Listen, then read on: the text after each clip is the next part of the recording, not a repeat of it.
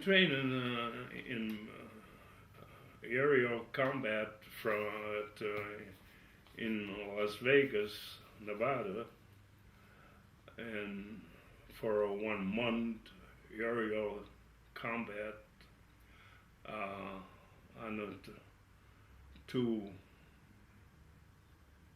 place plane aerial firing from one plane to another, or maybe a tow target, use the fire, and train and get up in the morning early and then flying 3 or 4 hours, and then go in the afternoon flying. Then you have a class, studied aerial combat, then identify plane and ships by aerial photograph. Also figure a speed of a plane coming towards you in combat. And after training in Las Vegas, then in graduation, then you move on. We went to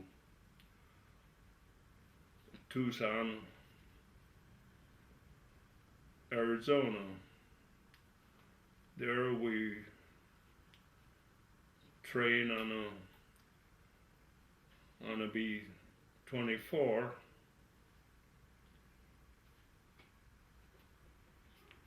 and we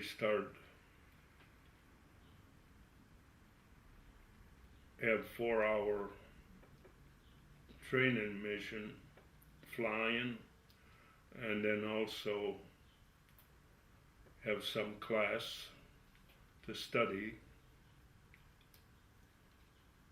and sometimes we fly days and 4 hour flying, 4 hour rest, 4 hour flying, 4 hour rest, and fly at night also, and then sometime fly over the Gulf of Mexico for high altitude flying,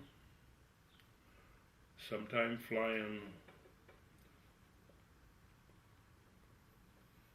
at night with oxygen at 30,000 feet, and see sometime fire some of the weapons, the turrets, learn how to operate the turrets.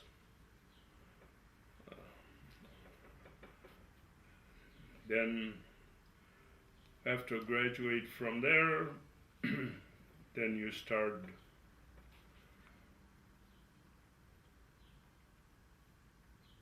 going to another camp for another 30 days. Went to Almaguard. We trained there also. Then we started assembling the crew with the same way there. You start flying, then start taking a lesson flying through to San Antonio, trying to fly radio flying, trying to fly through the mountain, and been flying during the day, and then you start flying at night. Then you try to fly at night just by instrument alone, you you cover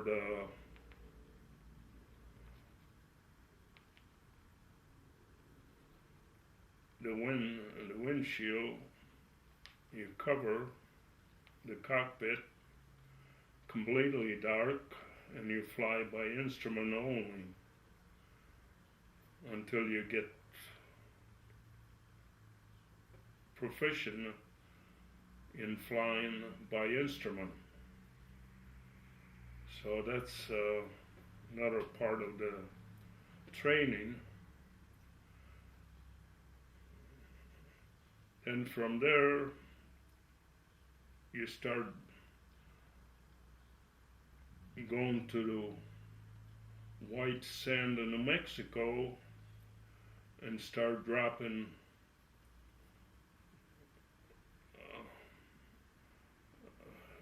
dummy bombs at target in the desert, and start to practice ear-to-ear fire and bomb practice it. Then after 30 days, then you go to another camp. Our mission was to go to Clovis, New Mexico, and train there for another 30 days. While we had some bad luck. We had some crews. They had a lot of accidents because of poor maintenance on a plane. I had to ground 4 or 5 of our plane because they weren't airworthy, and so we didn't stay quite long enough because the planes weren't maintained properly.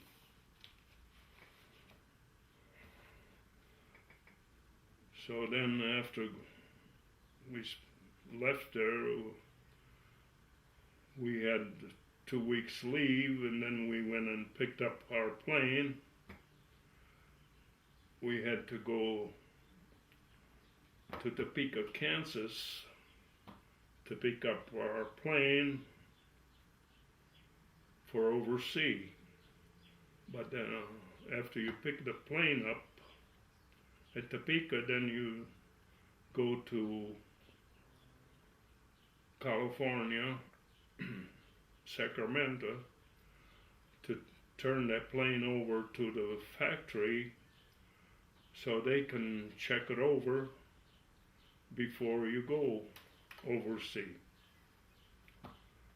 And that's what we did. We pick up the plane, but I had to sign for the plane before I could pick it up.